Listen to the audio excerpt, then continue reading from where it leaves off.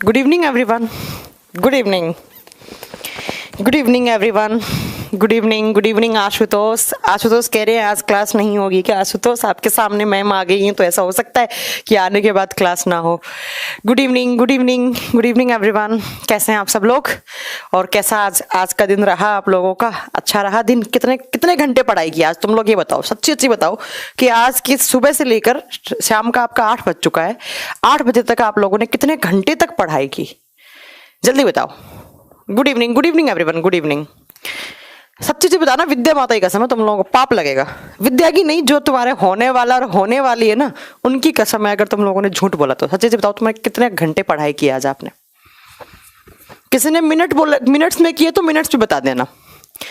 अमृत कुमार का आया 6 घंटे. रोशनी भी कह रही है 6 घंटे. अच्छा, महेंद्र भी कह रहे हैं 6 घंटे. अरे तुम लोग 6 को बस भेड़ चाल हो गया क्या? जल्दी बताओ, सच्ची से बताना कितने घंटे पढ़ाई की? झूठ नहीं बोला किसी ने. मैम 7 PM से 5 AM तक पढ़ता हूँ. ओके चलो 9 आवर्स. शशिकांत चौधरी 9 आवर्स. और बताइए इसके अलावा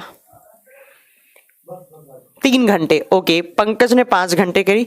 मैम मैं दिन भर बुक पर ही बीत जाता है. ओके 5 घंटे. दीपक कुमार कह रहे हैं. शिव कह रहे हैं 5 घंटे. अमित कह रहे हैं सच है मैडम. चलो अगर 5 या 6 घंटे पढ़ रहे हैं तो मतलब बहुत सही, आप सही जा रहे हैं, सही डायरेक्शन में जा रहे हैं ना. और कुछ ऐसे भी होंगे जो मिनट्स में पढ़ते होंगे, 2 मिनट, 10 मिनट, 8 मिनट हैं. ऐसे भी कुछ हैं क्या महानुभाव? देखिए 6 घंटे तो आपका मिनिमम है, बेसिक है. 6 घंटे तो आपको पढ़ना ही पढ़ना है. 6 आवर्स तो आपके मिनिमम हैं, पढ़ने ही पढ़ने हैं 6 आवर्स तो. ये 3 घंटे वाले बच्चा कुछ नहीं होगा 3 घंटे से. और रिवीजन किया करो.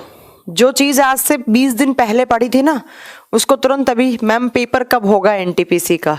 अभी एनटीपीसी का पेपर तो थोड़ा सा, इस पे तो क्या बताऊं मैं आपको, क्या बोलूं. जब बोलती हूँ तब होता नहीं है तो मैं क्या बोलूं.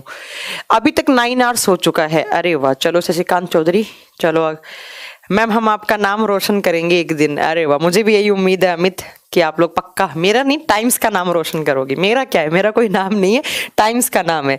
तो टाइम्स का नाम रोशन करोगे. टाइम्स का करोगे तो ऑटोमेटिकली सबका होगा. रिवीजन ही करे हैं मैम जी. अच्छा देखो, आज से जो 20 दिन पहले आपने 25 दिन पहले कोई चीज पढ़ी हो ना, उसको रिवाइज भी करते जाया करो. और मैंने आपको बताया कि जो बेस्ट टाइमिंग है ना पढ़ाई करने का, वो टाइमिंग है बच्चों सुबह जल्दी उठ के पढ़े करें, है ना. कुछ बच्चों का तो मुझे लगता है सीजीएल का एग्जाम देने वाले हैं. अब कितने दिन बचे हैं? 18-19 दिन बचे होंगे सीजीएल के पेपर में. मैम 2 दिन क्लास नहीं हुआ. 2 दिन कौन सा? कल क्लास नहीं हुई, परसों तो क्लास हुई थी ना. रिवीजन ही करे हैं मैम. हाँ, रिवीजन करते रहना चाहिए आपको. रिवीजन नहीं होगा तो फिर पीछे की चीजें खाली होती जाती हैं दिमाग से. मैम आप तो सुपरस्टार हो हमारे लिए. अरे नहीं महेंद्र, सुपरस्टार मैं नहीं हूँ. सुपरस्टार आप सोचिएगा, आप जैसे बच्चे हैं जो सिलेक्शन लेंगे, आप है सुपरस्टार. हमारा तो काम है पढ़ाना. आज मैम मैं पहली बार लाइव आया हूँ इतने दिन बाद. राजन कह रहे ma'am you are great. Thank you so much Rajan, अगर आपको लगता है मैं ग्रेट हूँ तो. चलो तो good evening everyone. Good evening. Good evening once again. और अब हम अपनी क्लास स्टार्ट करते हैं. तो ये क्लास है, ये केमिस्ट्री की क्लास है. केमिस्ट्री की क्लास में हमने लास्ट क्लास में पढ़ा था कि मैम आप हमारे लिए भगवान है. अरे नहीं, ऐसे मत बोलिए प्लीज, ये मत बोलिएगा बेटा. वो 14 मिनट वाली सही होगी ये वीडियो, आप देखेंगे ना. शशिकांत चौधरी आप एक बार ऐप को रिफ्रेश कीजिए, रिफ्रेश करके देखेंगे. मनीष, कुछ बच्चों को लग रहा है कि 11 फरवरी की क्लास 14 मिनट की दिखा रहा है. अपनी एप्लीकेशन को एक बार आप लॉग आउट कर दो या फिर लॉग इन करो या आप रिफ्रेश कर लो. मैंने देखा वीडियो प्रॉपर चल रहा है. ठीक है मैम. सीडीएस की केमिस्ट्री के क्वेश्चंस डिस्कस कर दीजिए. मैं ऑलरेडी कर चुकी हूँ प्रीवियस क्लास में. भारतीय आपने देखे नहीं होंगे, मैं बायोलॉजी एंड केमिस्ट्री दोनों की कर चुकी हूँ. अगर कुछ एक्स्ट्रा क्वेश्चंस हैं आप तो एक बार मैनेजमेंट को आप भेजिएगा. मैम आप खुश रहते हैं तब हम भी खुश रहते हैं. अच्छा नहीं, मैं तो हमेशा ही खुश रहती हूँ. ऐसा नहीं है कि मैं आज ही खुश हूँ, खुश हमेशा रहती हूँ. तो आप प्लीज एक बार अपनी ऐप को ना रिफ्रेश कर लें ताकि आपको ना बाद में दिख जाएगा, है ना. वीडियो अगर 14 मिनट का दिख रहा है, वो वीडियो प्रॉपर है. ठीक है. और बताइए इसके अलावा, आज तुम लोगों से बातें करने का मन कर रहा है, मेरा भी है. आज सुबह से कोई मिला नहीं मुझे बातें करने के लिए. वैसे बहुत कम बातें करती. बच्चे बोलते भी हैं कि मैम आप क्लास में बातें नहीं करती. ब्राइटनेस कम कीजिए प्लीज, थोड़ा ब्राइटनेस कम कीजिए, बच्चे बोल रहे हैं. Good evening Kaluram. Good evening. Ma'am आपसे बात करने में बहुत डर लगता है. नहीं ऐसा नहीं है, हाँ मुझे पता है मैं थोड़ी सी स्ट्रिक्ट रहती हूँ क्लास में, पर अगर नहीं रहूँगी तो फिर आप लोग पढ़ाई लिखाई करोगे नहीं, बातें करोगे। चलो बताइए जरा आप, चलो क्लास स्टार्ट करें कि कुछ बातें हो गई हैं? आप लोग बोलो कि हाँ मैम कर दो, तभी करूँगी मैं आज क्लास स्टार्ट, वरना नहीं करूँगी। अच्छा, एक बच्चे ने कुछ बोला है, हिंदी में टाइप किया कंटेंट देती हैं, एक बार वापस अपना कमेंट कीजिएगा, मेरे को समझ में नहीं आया आपने क्या लिखना चाह रहे थे। चलिए जल्दी बताइए, तो बताओ लाइफ सही चल रही है? और आजकल का आपका ये वीक कैसा चल रहा है? ये जो आपका ये प्यार वाला सप्ताह चल रहा है कैसा चल रहा है ये? हाँ, मैंने आज एक जोक पढ़ा था, अभी थोड़ी देर पहले सुना था, मैंने पढ़ा था तो उसमें लिखा हुआ था कि अगर 14 फरवरी से पहले पहले अगर आपने कोई लड़की नहीं पटाई या कोई लड़का नहीं पटाया तो समझना कि आपका जन्म सिर्फ जनगणना के लिए हुआ है। तभी मेरे को याद आया, मैंने कहा ओ अच्छा ऐसा कुछ दिन चल रहे हैं। चलो मैम जी लाइव क्लास है, यस। आकाश खुशवा, यस। चलो फिर स्टार्ट करें क्लास। अच्छा, मैं आप लोगों से एक बात और बोलना चाहती थी कि बच्चों, अगर आप लोगों को लगता है कि टाइम्स कोचिंग से जुड़कर आपको बहुत अच्छा लगा है और आप सेटिस्फाइड हैं और आपको यहाँ पर लगता है कि हम लोग बहुत कम अमाउंट में बहुत अच्छा कंटेंट देते हैं, तो प्लीज़ हमारी गूगल प्ले स्टोर पे जाके हमारी एप्लीकेशन को रेटिंग देना ना भूलें, क्योंकि आप जब रेटिंग देंगे तो अब बाकी के बच्चे भी मोटिवेट होते हैं उससे। तो प्लीज़ हमारे एप्लीकेशन को जाकर वहाँ पर रेटिंग देना ना भूलें कि भाई कैसा आपको लगता है, ठीक है? तो प्लीज़ आप ऐसा काम करें कि कोई प्यार व्यार को नहीं पहले जॉब, अच्छा ठीक है। तो प्लीज़ रेटिंग देना ना भूलें प्ले स्टोर पे जाके। चलो अब बहुत बातें हो गई हैं, मुझे लगता है मैम एमसीक्यू बैच नहीं हो रही है। एमसीक्यू बैच में आज क्लास नहीं थी क्योंकि आज कोई ना मैं फ्री थी ना टीचर फ्री थे, वो अपने दूसरे वाले। तो अभी एमसीक्यू बैच में अभी कल होगी मेरी क्लास उसमें बायोलॉजी की, डोंट वरी ना। एमसीक्यू का एक नया बैच भी आ रहा है, science special MCQ practice batch आ रहा है, आप वो भी ज्वाइन कर सकते हैं। 2 मार्च से स्टार्ट करेंगे। दीपक देखो बच्चा, रिकॉर्डेड क्लास या लाइव क्लास में कुछ डिफरेंस नहीं होता, कुछ मैटर होता है जो आप कैसे भी पढ़ा सकती हैं, चाहे वो आपको सिर्फ पढ़ने से मतलब होना चाहिए उस मैटर में। तो आप इस चीज़ का लोड ना ही लें तो अच्छा है, ठीक है? अब तुम लोग ऐसे कमेंट कर करके मुझे सेंटी मत करो, ऐसे कमेंट लास्ट क्लास में करना, अभी मत करो। अब हम पढ़ाई करते हैं, चलो बहुत बातें हो गई हैं। देखिए बच्चों, हम क्या पढ़ रहे थे? हम पढ़ रहे थे carbon and its compound, right? Ma'am buffering हो रही है, अच्छा यहाँ से सही है बच्चा, आपकी साइड से हो रही होगी। कार्बन एंड इट्स कंपाउंड, मैंने कहा था बहुत सारे क्वेश्चंस बनते हैं इस चैप्टर से। हिंदी में बोलेंगे कार्बन और उसके यौगिक, कार्बन और उसके यौगिक।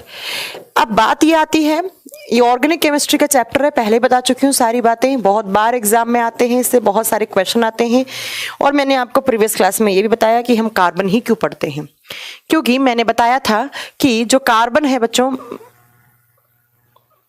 क्योंकि बच्चों जो कार्बन है वो वर्सटाइल होता है, वो सार्वत्रिक होता है, हर जगह कार्बन है। मैंने बताया भी होगा आपको कि कहाँ कहाँ कार्बन है। मैंने जो कपड़ा पहन रखा है उसमें कार्बन है, मेरे शरीर में कार्बन है, मैं जिस स्कूटी से चल के आई हूँ उस स्कूटी में जो पेट्रोल डीजल डला है उसमें भी कार्बन है, आप जो चीनी खाते हैं उसमें भी कार्बन है, हर जगह कार्बन है, लकड़ी में कार्बन है, कोयले में कार्बन है। अरविंद मैंने आपका नाम ले लिया, ठीक है? तो हर जगह कार्बन ही कार्बन है, इसलिए हमें केमिस्ट्री कार्बन के बिना अधूरी है, ठीक है? क्योंकि कार्बन इज वर्सटाइल, मतलब हर जगह पाए जाने वाला एलिमेंट होता है। इसके बाद मैंने आपको बहुत सारी चीजें बताई कार्बन के बारे में कि भाई कार्बन क्या होता है, इसका एटॉमिक नंबर कितना है, एटॉमिक मास क्या होता है, कैटिनेशन पावर क्या होती है, कार्बन पीरियोडिक टेबल में कौन से ग्रुप में आता है, ऐसे बहुत सारी चीजें हमने पढ़ी। अब आज जो हमें पढ़ने ना वो पढ़ने कार्बन के कंपाउंड। कंपाउंड का मतलब क्या होता है केमिस्ट्री में? कभी आपने पढ़ा कंपाउंड? देखिएगा, देखिए कंपाउंड का मतलब क्या होता है? कंपाउंड का मतलब बच्चों कार्बन किसी अदर एलिमेंट के साथ जुड़कर, कोई अदर एलिमेंट के साथ जुड़ गया। जैसे आप कोई भी एलिमेंट का नाम बोलो, आपने बोला मैम कार्बन को आप हाइड्रोजन के साथ जोड़ दो, तो एक कार्बन एलिमेंट एक हाइड्रोजन एलिमेंट, अदर अन्य तत्व कौन सा हो गया? हाइड्रोजन। तो जैसे ही मैंने कार्बन को हाइड्रोजन से जोड़ा, क्या बन गया? CH4 बन गया। क्या बना? आप देखते होंगे C2H2 पढ़ते हैं, C2H4 पढ़ते हैं, है ना? तो ऐसे ही कार्बन के बहुत सारे कंपाउंड्स होते हैं। मैंने आपको बताया भी था कि अगर कभी एग्जाम में क्वेश्चन आ जाए, जैसे एक बार सीपीओ के एग्जाम में क्वेश्चन आया था कि पीरियोडिक टेबल में वो कौन सा एलिमेंट है जिसके सबसे ज्यादा कंपाउंड होते हैं, आप क्या बताओगे? वो सबसे ज्यादा कंपाउंड वाला कौन सा होता है? कार्बन। ठीक है। अब इसके बाद देखिए आपको नेक्स्ट आपको यहां पर क्या याद रखना है। नेक्स्ट आपको यहां पर याद रखना है, आपने कार्बन की काउंटिंग पढ़ी होगी कि सी अगर एक कार्बन हो तो उसको क्या बोलते हैं, 2 कार्बन हो तो उसे क्या बोलते हैं, 3 कार्बन हो तो उसे क्या बोलते हैं। पढ़ी है ये कब पढ़ी थी? 11th क्लास में पढ़ी होगी, मुझे पक्का विश्वास है कि आप लोगों ने पढ़ी होगी। ठीक है, सबसे पहला अगर एक कार्बन हो तो उसको बोलते हैं मेथ। ठीक है, इसको लिखना, एक कार्बन को मेथ बोलते हैं, 2 कार्बन को बोलते हैं बच्चों एथ। हिंदी में बच्चों सेम नाम होंगे, कोई मुझे ये नहीं बोलेगा कि हिंदी में क्या नाम होंगे। 3 कार्बन को बोलते हैं प्रोप, 4 कार्बन को बोलते हैं बच्चों ब्यूट, 5 कार्बन को बोलते हैं पेंट या पेंटा भी बोलते हैं, है ना, पेंट या पेंटा बोलते हैं। 6 कार्बन को बोलते हैं,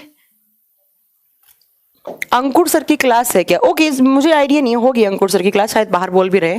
तो 6 कार्बन को बोलते हैं बच्चों हेक्स, 7 कार्बन को बोलते हैं हेप्ट, 8 कार्बन को बोलते हैं ऑक्ट, जैसे ऑक्टेन सुना होगा आपने, C8H18, है ना। 9 कार्बन को बोलते हैं बच्चों नॉन, और 10 कार्बन को बोलते हैं डेक। ये पढ़ी होगी ना आप लोगों ने, मैम मैं आर्ट्स से पढ़ा हूं बट मेरे को बहुत अच्छा लगता है आपसे पढ़ने। ओके चलिए, 10 कार्बन को बोलते हैं डेक। ये आपको कार्बन की काउंटिंग आपने स्कूल में याद की होगी। 1 carbon meth, 2 carbon eth, 3 carbon prop, 4 carbon but, 5 carbon penta या पेंट भी बोल सकते हैं आप, 6 carbon hex, 7 carbon hept, 8 carbon oct, 9 carbon non, 10 carbon dec. पहली बात तो ये आपको याद रखना है। ठीक है, अब बात आती है कि कार्बन कौन कौन से कंपाउंड क्रिएट करता है। ठीक है, कार्बन कौन कौन से कंपाउंड क्रिएट करता है, इस चीज को मैंने यहां पे रख दिया, ये आगे काम आएगी आपको। देखो यहां पर बहुत सारे कंपाउंड से क्वेश्चन आते हैं।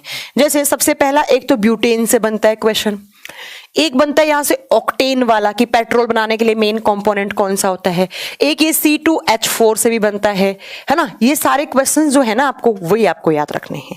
अब कंपाउंड में यहां पर सबसे पहला आप लिखेंगे कि जब कार्बन को हमने हाइड्रोजन के साथ जोड़ा, तो सबसे पहला आप लिखेंगे विद हाइड्रोजन, और अपनी कॉपी में हिंदी मीडियम वाले लिखेंगे कि हाइड्रोजन के साथ। भाई मैंने कार्बन को हाइड्रोजन के साथ जोड़ा तो क्या बना, और उनके क्या क्या एप्लीकेशंस हैं, क्या क्या यूजेस हैं, ये एग्जाम में क्वेश्चन आते हैं। सबसे पहला मैम, आपने जब कार्बन को हाइड्रोजन के साथ जोड़ा तो CH4 जोड़ा, क्या बना, CH4 बना। और CH4 को क्या बोलते हैं, इसको बोलते हैं मीथेन, है ना। बताया ना 4 कार्बन को क्या बोलते हैं बच्चों, आप बताएंगे कि जब कार्बन को जब हाइड्रोजन के साथ जोड़ते हैं। मैम बफरिंग हो रही है, एक सेकेंड रखिएगा, मैं एक बार पता करके आती हूँ बफरिंग हो रही है क्या, मैं देख लेती हूँ, अगर बफरिंग हो रही है तो मैं सही करवाती हूँ।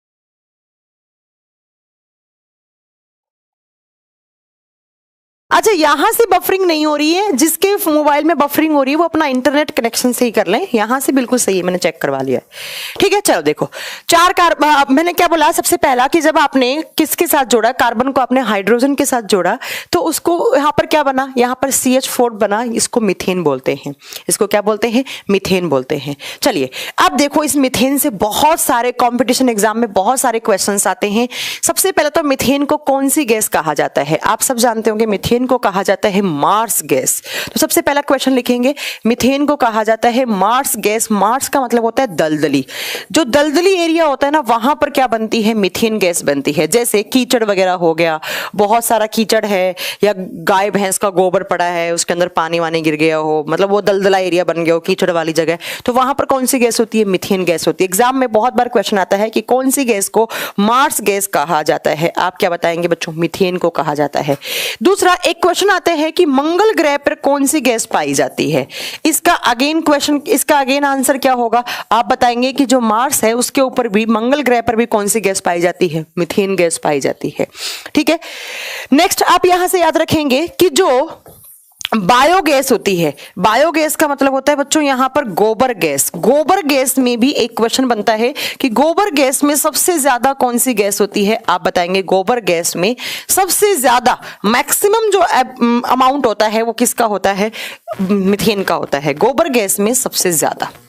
अब क्वेश्चन आते हैं कि भाई गोबर गैस क्या होती है। तो आप जानते होंगे कि जो आपका गाय और भैंस का गोबर होता है उसको ऑक्सीजन की एब्सेंस में रखकर को छड़ाया गलाया जाता है, तो कुछ दिनों के बाद क्या होता है, वहां से कुछ गैसेस निकलने लग जाती हैं और उन गैसेस में कुछ गैसेस का मिक्सचर होता है। तो अगर मैं बात करूं गोबर गैस कौन कौन सी गैस की मिक्सचर होती है, आप लिख सकते हैं। गोबर गैस में 4 गैस रहती है बच्चों। सबसे पहली रहती है मीथेन, दूसरी रहती है कार्बन डाइऑक्साइड, तीसरी रहती है नाइट्रोजन गैस और चौथी रहती है हाइड्रोजन गैस। बहुत बार एग्जाम में क्वेश्चन पूछा है कि गोबर गैस में सर्वाधिक मात्रा में पाए जाने वाली गैस कौन सी होती है। आपका आंसर आता है गोबर गैस में सर्वाधिक मात्रा में पाए जाने वाली गैस मीथेन होती है। अब कितना परसेंट पूछे तो आप बताएंगे 55% गोबर गैस में कौन सी होती है, मीथेन होती है। कार्बन डाइऑक्साइड का कंटेंट कितना होता है, आप बताएंगे 35% में कार्बन डाइऑक्साइड होती है। उसके बाद आप याद रखेंगे कि 7.5% में नाइट्रोजन गैस होती है और जो बचा अमाउंट 2.5% उसमें हाइड्रोजन गैस होती है। तो गाय का गोबर या भैंस का गोबर को छड़ा के गलाकर जो गैसेस बनती हैं उसको आप बताएंगे कि कौन कौन सी गैसेस का मिक्सर बनता है। इन चारों गैस के मिक्सर को ही क्या बोलते हैं, बायोगैस या गोबर गैस। और ऐसा कहा जाता है कि बायोगैस जो होती है वो एक स्मोक फ्री गैस होती है, उससे कोई धुआं नहीं निकलता है। ठीक है, उससे कोई भी धुआं नहीं निकलता है। तो एग्जाम में क्वेश्चन बने मार्सी गैस या मंगल ग्रह पे पाई जाने वाली गैस कौन सी, मीथेन गैस। नेक्स्ट पूछे आपसे कि गोबर गैस में कौन सी गैस है, तो आप बताएंगे ओके राघवेंद्र सिंह जाट, मैंने आपको कमेंट पढ़ लिया है, मैं यहां पर देख लूंगी। ठीक है, देख लूंगी। नेक्स्ट एक क्वेश्चन आता है बच्चों कंपटीशन एग्जाम में, देखिए आप इसको क्वेश्चन बना के रखना। ऐसे पूछा जाता है कि जो फ्रेश बायोमास होता है, फ्रेश बायोमास का मतलब है जो ताजा गोबर है, और वो ताजा गोबर कभी कभी क्वेश्चन पूछा जाता है, जैसे HSSC के एग्जाम में आया हुआ क्वेश्चन है। क्वेश्चन क्या था कि गाय के ताजा गोबर में, जो गाय होती है गाय के ताजा गोबर में, फ्रेश बायोमास में, ताजा गोबर में मीथेन का कंटेंट कितना होता है। तो आप बताएंगे जो फ्रेश बायोमास है किसका, जो काऊ का, गायों का जो ताजा गोबर होता है, ऐसा कहा जाता है उसके अंदर 75% क्या होती है, मीथेन होती है। ये आपका HSSC का क्वेश्चन है, जो हरियाणा आपका SSC का क्वेश्चन है, उसमें पूछा हुआ है कि फ्रेश बायोमास में, ताजा गोबर में, गाय के गोबर में कितना परसेंट होती है, तो 75%। बट वहां पर ऑप्शंस थे बच्चों 70 से 75% वाला, तो आप ये ऑप्शन सही कर सकते थे। बाकी के ऑप्शन में 30 या 40 ऐसा कुछ कंटेंट दिया हुआ था। आप बताएंगे 70 to 75% गाय के गोबर में सबसे ज्यादा मीथेन गैस पाई जाती है। उसके बाद आप नेक्स्ट पॉइंट में याद क्या रखेंगे, आपने एक ट्रेजेडी सुनी होगी, ये क्वेश्चन भी, ये मैं क्वेश्चन बनाकर पढ़ा रही हूँ क्योंकि एग्जाम में ऐसे ही आते हैं। मैम 50% दिया है, नहीं 50% नहीं बच्चा, 70% है, 70 to 75% है। एक क्वेश्चन बहुत बार एग्जाम में आता है बच्चों, क्या MIC का नाम सुना होगा आपने, क्या होता है MIC, क्या, जल्दी बताओ, फुल फॉर्म बताओ क्या होती है इसकी। इसकी फुल फॉर्म होती है मिथाइल आइसोसाइनेट। ट्रेजेडी हुई थी ना भोपाल में, किसकी वजह से हुई थी, इसकी फुल फॉर्म लिखना, मिथाइल आइसोसाइनेट। इसकी वजह से हुई थी कौन सी ट्रेजेडी, आप बताएंगे भोपाल गैस ट्रेजेडी हुई थी। भोपाल गैस ट्रेजेडी किसकी वजह से हुई थी, भोपाल गैस त्रासदी। अब वो कौन से ईयर में हुई थी, कितने लोग मारे गए, वो आपका हिस्ट्री का क्वेश्चन है, वो मैं यहाँ नहीं बताना चाहती। तो कभी कभी एग्जाम में क्वेश्चन आता है कि वो मीथेन का कौन सा कंपाउंड था जिसकी वजह से, जिसकी प्रेजेंस से भोपाल गैस ट्रेजेडी हुई थी। आप बताएंगे वो MIC था। MIC बोले तो मिथाइल आइसोसाइनेट। 1984 में हुआ था, 2 या 3 दिसंबर को हुआ था, बहुत सारे लोग मर गए थे। तो भोपाल गैस ट्रेजेडी किसकी वजह से हुई थी, मिथाइल आइसोसाइनेट में, एक कंपनी में जो इंडस्ट्री में काम करने वाले लोग थे, वहां पर एक गैस का रिसाव हुआ जिसकी वजह से बहुत सारे लोग मर गए थे। उसमें क्या हुआ हुआ था? हाँ, भोपाल में हुआ था। भोपाल एमपी में ही भोपाल है, आप जानते हैं, ठीक है, ये आप याद रखेंगे। नेक्स्ट मैं आपको एक बात बताऊं यहाँ पर बहुत अच्छी सी, जिस भी कंपाउंड के एंड में एट लगा हुआ होता है, ATE, याद रखिएगा वो कंपाउंड क्या होता है, हमेशा टॉक्सिक होता है। कभी भी आपसे 4 ऑप्शन दे केमिस्ट्री में पूछ ले भाई कि इनमें से टॉक्सिक कौन सा हो सकता है, आप बताएंगे जिसके एंड में, जिसके आखिर में 8 लगा हुआ होता है ना, वो हमेशा टॉक्सिक होता है, ठीक है। अब जैसे मैं एग्जांपल दूं, आपने थोड़े दिन पहले सुना होगा कि मैगी नहीं खाना चाहिए, है ना, कि मैगी के अंदर टॉक्सिक जहरीले पदार्थ आ रहे थे। तो कौन सा आ रहा था ये भाई, क्या कहते हैं, ये करंट का क्वेश्चन है तो एग्जाम में बन सकता है ना। तो आप याद रखेंगे कि मैगी को आपने इतना हार्मफुल क्यों बताया था, बीच में बहुत हल्ला फैला था आपका, क्योंकि मैगी के अंदर एक टॉक्सिक कंपाउंड आ रहा था, एक जहरीला यौगिक आ रहा था। उस कंपाउंड का नाम क्या है, आप लिखेंगे जहरीला यौगिक आ रहा था, और उस जहरीले यौगिक का नाम था जहरीला यौगिक। कोई बता सकता है मुझे क्या नाम था? साइनेट, एसिडिक या बेस होता है? साइनेट नहीं होता, साइनेट को एसिडिक या बेस में आप नहीं ले सकते। तो आप बताएंगे कि मैगी के अंदर आता मोनोसोडियम ग्लूटामेट। बहुत अच्छा क्वेश्चन है, मोनोसोडियम ग्लूटामेट।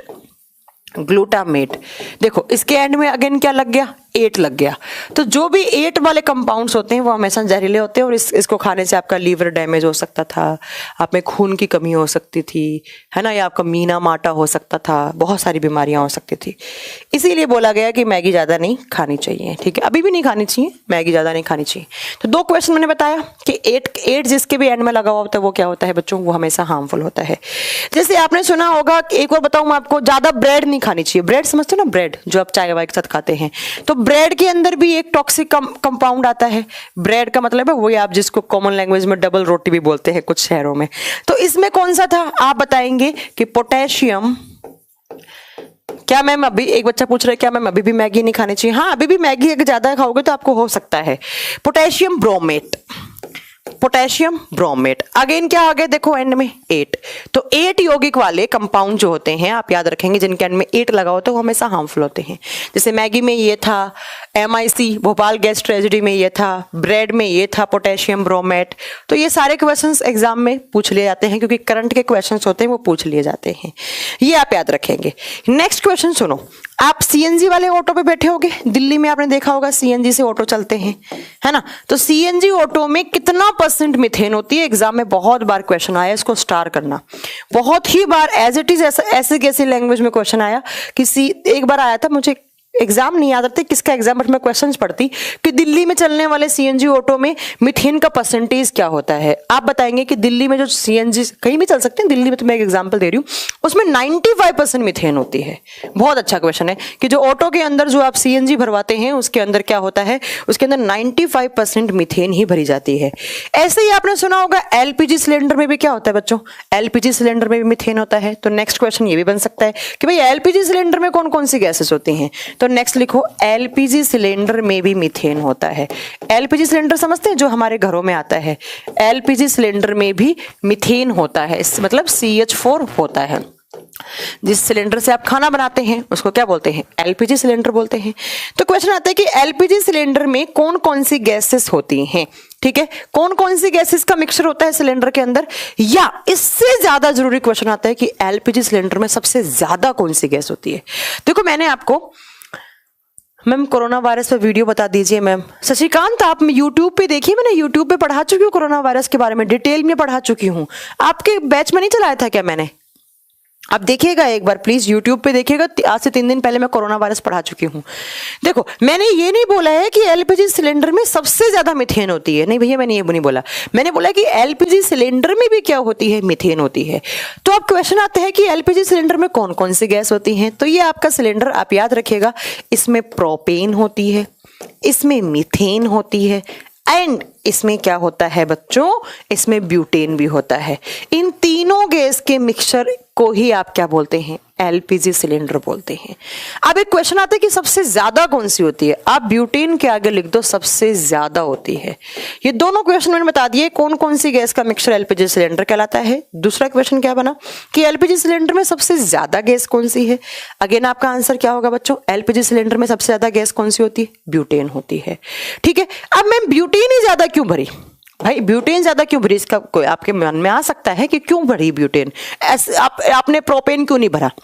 एलपीजी का फुल फॉर्म क्या होता है पहले बताओ, यहीं से इसका आंसर छुपा हुआ है। लिक्विफाइड पेट्रोलियम गैस, द्रवित पेट्रोलियम गैस। ब्यूटेन को बहुत इजीली लिक्विफाइड किया जा सकता है, द्रवित फॉर्म में बहुत इजीली लिक्विफाइड किया जा सकता है, इसीलिए क्या भरा जाता है बच्चों, आप बताएंगे ब्यूटेन का कंटेंट ज्यादा रखा जाता है, क्योंकि ब्यूटेन गैस को बहुत जल्दी लिक्विफाइड कर सकते हैं आप, ब्यूटेन को सबसे इजीली द्रवित बनाया जा सकता है इसलिए।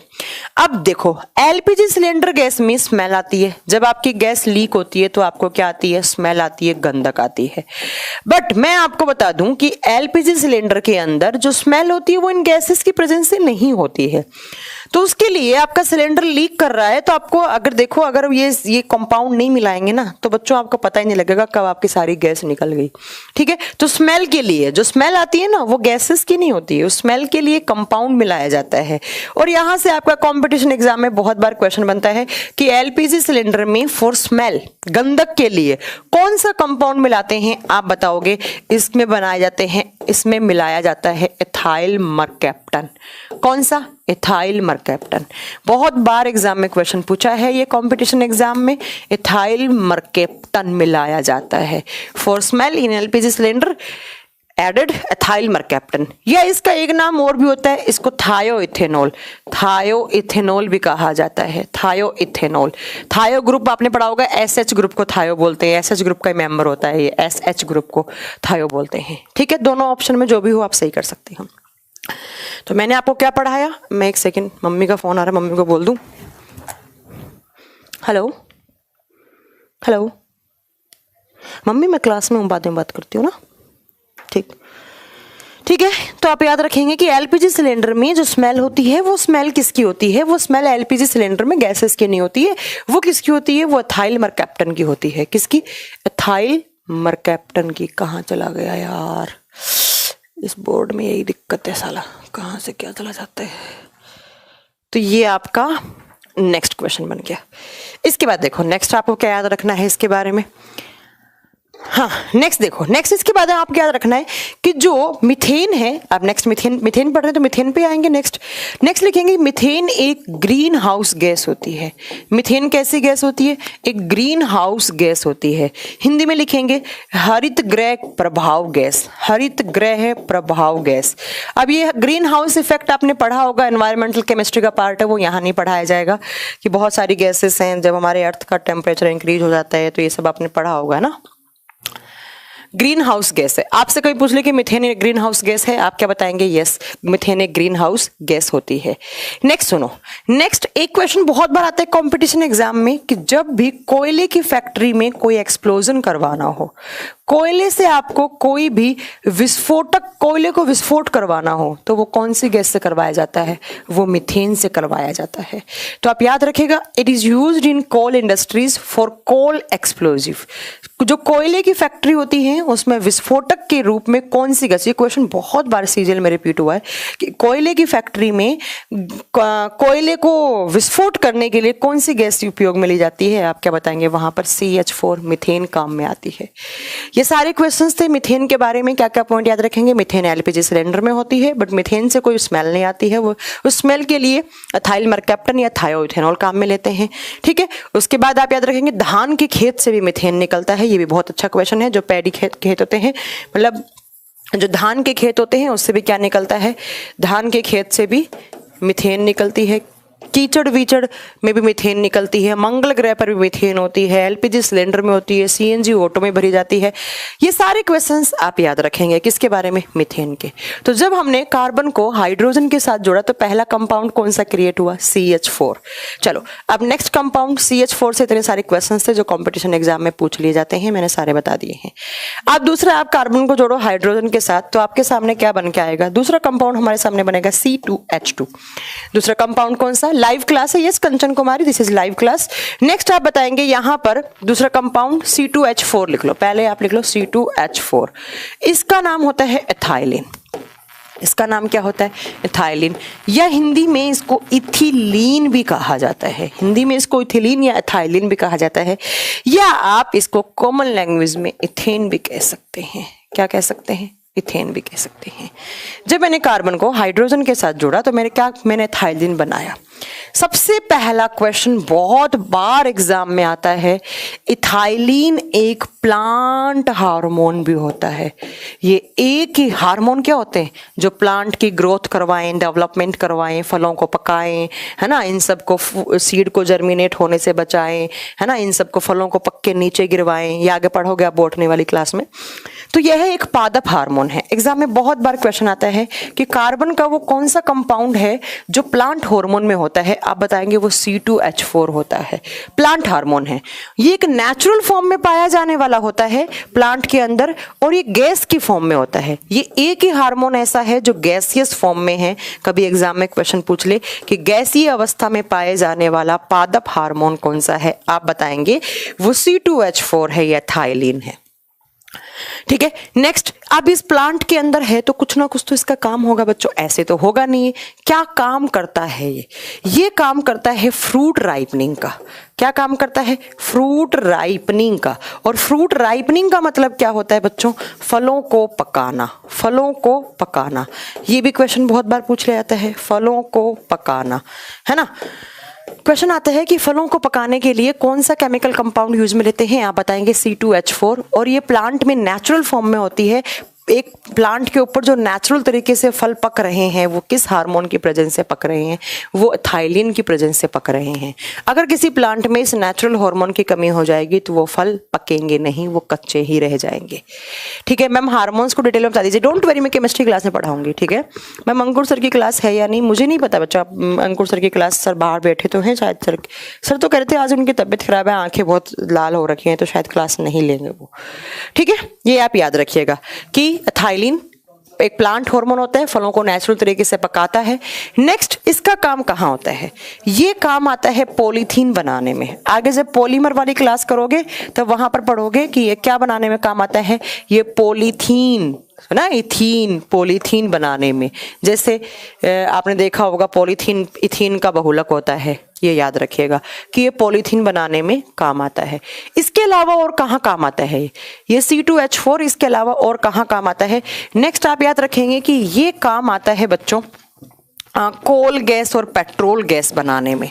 It is used in making coal gas and petrol gas. कोयला गैस और तेल गैस, पेट्रोल गैस को हिंदी में आप लिख सकते हैं पेट्रोल गैस या तेल गैस। कोल का मतलब होता है कोयला। आगे पढ़ोगे आप, मैं बताऊंगी आगे आपको, है ना, जब फ्यूल करवाऊंगी तब बताऊंगी कि कोयला गैस और तेल गैस बनाने में कौन सा कंपाउंड काम में आता है कार्बन का। आप बताएंगे C2H4। ये अभी के लिए भूल जाओ कि क्या होती है, बहुत सारी गैसेस का मिक्सचर होती है, ये अभी आपको नहीं पढ़ना है। ठीक है, तो ये आप याद रखिएगा। हाँ, पॉलीथीन बनाने में बिल्कुल प्रवीण काम में लिया जाता है। तो ये आप C2H4 के बारे में याद रखिएगा। अब नेक्स्ट कंपाउंड देखो, पहला था मीथेन, दूसरा था इथेन, अब तीसरा कौन सा आएगा? अब आप लिखेंगे एसीटिलीन, C2H2। 3 नंबर पे लिखिएगा बच्चों C2H2। C2H2 को बोलते हैं आप एसीटिलीन। क्या बोलते हैं? Acetylene, acetylene. ठीक है, एसीटिलीन। यहाँ से भी बहुत सारे क्वेश्चंस बनते हैं। एसिटिलीन से ज्यादा जो बनते हैं वो 2 ही क्वेश्चन आते हैं आपके कंपटीशन एग्जाम में। सबसे पहला क्वेश्चन क्या आता है? मैंने आपको बताया कि प्लांट के ऊपर जो फल लगे हुए होते हैं वो कौन से हार्मोन की प्रेजेंस से पकते हैं। मैम अभी आपने बताया अगर नेचुरल तरीके से निकल रहा है तो वो किसके फॉर्म में? C2H4 के फॉर्म में। कहने का मतलब एथाइलिन के फॉर्म में। बट किसी प्लांट के अंदर ये बना नहीं, भाई नहीं बना तो क्या नहीं होगा, फल कच्चे रह जाएंगे, पकेंगे नहीं। तो अब आप क्या करोगे? उन फलों को तोड़ लोगे और तोड़ के एक पेटी में डालते हैं, आपने देखा होगा, या अखबार के ऊपर एक स्प्रे करते हैं या पुड़िया रखते हैं, उसकी स्मेल से पक जाता है। तो आप याद रखेंगे कि अगर आप फ्रूट राइपनिंग कर रहे हैं, बट वो फ्रूट राइपनिंग क्या है? वो फ्रूट राइपनिंग होगी बच्चों आर्टिफिशियल। आर्टिफिशियल का मतलब बताते हैं, समझ रहे हैं? आर्टिफिशियल का मतलब है कृत्रिम तरीके से।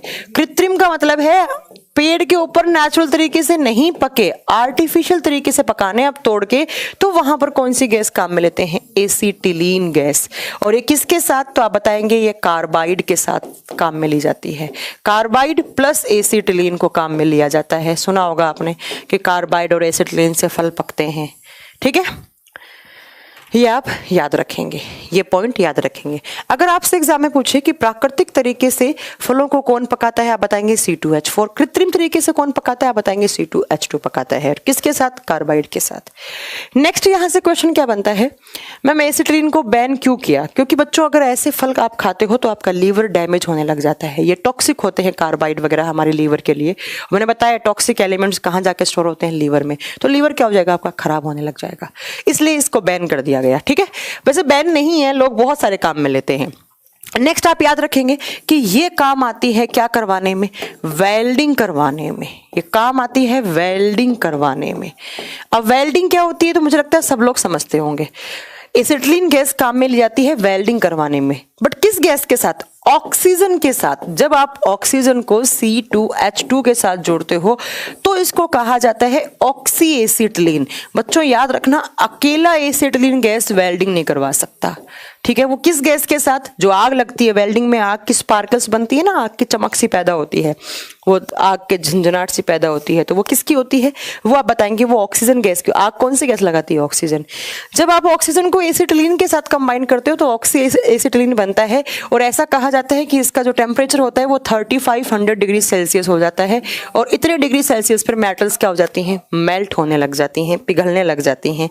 इसलिए इसका काम क्या करते हैं? आप बताओगे इसका काम क्या होता है? आप बताएंगे कि ये कहाँ काम आता है? वेल्डिंग करवाने में काम आता है।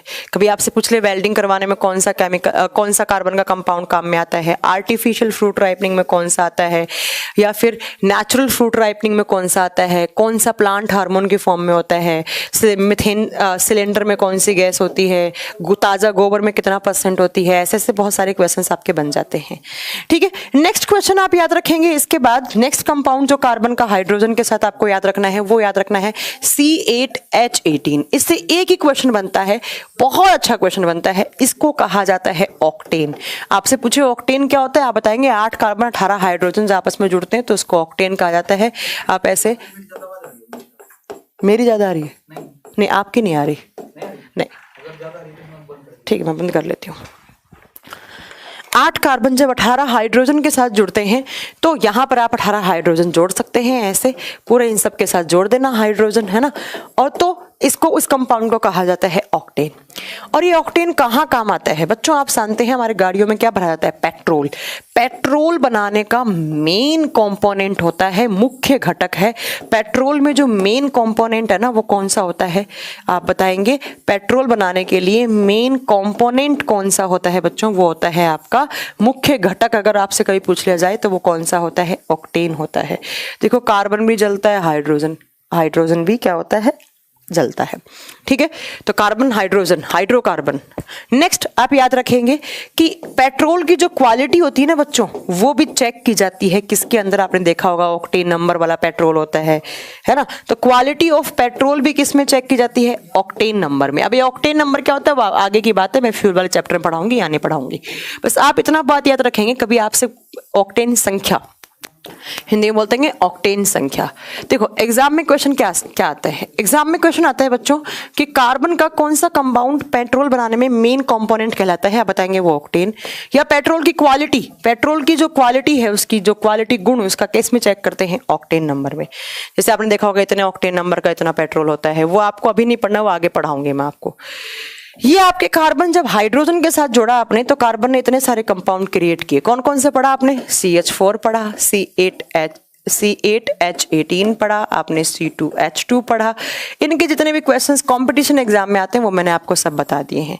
ठीक है, अब नेक्स्ट, ठीक है, अब next Praveen, thank you so much. Next अब क्वेश्चन आता है कि जो कार्बन है आप उसको जोड़िए किसके साथ? आप जोड़ेंगे ऑक्सीजन के साथ। चलो नेक्स्ट आप जोड़ो O2 के साथ। आप सब बता सकते हैं, मैम ने पहले ही पढ़ा चुकी है, मैम मेटल नॉन मेटल वाला चैप्टर में। भाई सिंपल सी बात है मैम, जब आपने कार्बन को किसके साथ जोड़ा? ऑक्सीजन के साथ जोड़ा, तो यहाँ पर क्या बनेगा? अगर कंप्लीट तरीके से कंबस्टन हुआ है तो यहाँ पर कार्बन डाइऑक्साइड, अगर आधे तरीके से हुआ है तो कार्बन मोनोऑक्साइड। ठीक है, ये मैं आपको सब पढ़ा चुकी हूँ। कार्बन डाइऑक्साइड आग बुझाती है, कोल्ड ड्रिंक की बोतल में होती है, कार्बोनिक एसिड बनाने में काम आती है। फूड मटेरियल्स को फ्लफी बनाने में काम आती है CO2 गैस। CO2 गैस भी ग्रीन हाउस गैस कहलाती है। ये सारे क्वेश्चंस मैं आपको करवा चुकी हूँ। कार्बन मोनोऑक्साइड टॉक्सिक होती है, साइलेंट किलर गैस कहलाती है, इसकी वजह से नींद बहुत मीठी आती है, दम घोट सकती है, आपके बॉडी में हेमोग्लोबिन के साथ रिएक्ट कर सकती है। ये सारे क्वेश्चंस ऑलरेडी मैं करवा चुकी हूँ, मैं अब ये नहीं करवाऊंगी। ठीक है मैम, क्या मैं बायो का डाउट भी पूछ सकता हूँ? ठीक है, लास्ट क्लास मतलब एंड में पूछ लेना, अभी मत पूछिए। ठीक है, ये मैं आप बार बार नहीं करवाऊंगी बच्चों, आपका भी टाइम खराब होता है, मेरा भी टाइम खराब होता है, मैं ये नहीं बताऊंगी। ये आप प्रीवियस क्लास से पढ़ चुके हैं, सारी कुछ चीजें पढ़ा चुकी हूँ मैं CO2 के बारे में।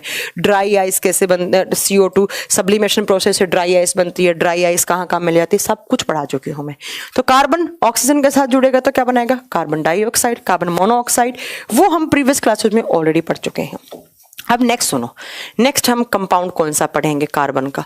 नेक्स्ट कंपाउंड आप कार्बन का पढ़ोगे बच्चों कि जब आपने कार्बन को किसके साथ जोड़ा। हाँ, चिप में नहीं होती है बच्चों, चिप में नहीं बोला मैंने, चिप्स पैकेट में बोला, चिप नहीं, चिप्स पैकेट होता है पहली बात तो।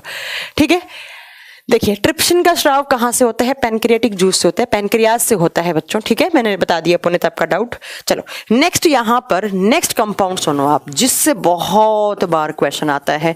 नेक्स्ट है आपका क्लोरोफॉर्म। सब नाम जानते हैं इसका, एक क्वेश्चन कंपटीशन एग्जाम में बहुत अच्छा बनता है क्लोरोफॉर्म से। नेक्स्ट कंपाउंड देखो, कार्बन को आपने, क्लोरोफॉर्म का फॉर्मूला होता है CHCl3। कार्बन हाइड्रोजन क्लोरीन जुड़कर एक कंपाउंड बनाते हैं जिसको आप नाम क्या देते हैं? क्लोरोफॉर्म नाम देते हैं। और ये क्लोरोफॉर्म कहाँ काम आता है? ये क्लोरोफॉर्म काम आता है एज ए एनेस्थेटिक। किसकी तरह काम आते हैं? As a anaesthetic. एनेस्थेटिक का मतलब होता है बेहोश करने के लिए। जब भी किसी इंसान को आपको बेहोश करना है तो आप उसको क्लोरोफॉर्म सुंघा सकते हैं। ठीक है, आप उसको, आइसक्रीम बनाने में CO2 गैस यूज होती है, मैंने नहीं पढ़ाया है मोहम्मद कासिम, ऐसा आइसक्रीम बनाने में नाइट्रोजन यूज होती है, नॉट कार्बन डाइऑक्साइड। ठीक है, तो आप याद रखेंगे यहाँ पर एज ए एनेस्थेटिक, जैसे आपने देखा बेहोश करने के लिए इसको काम में लिया जाता है ना।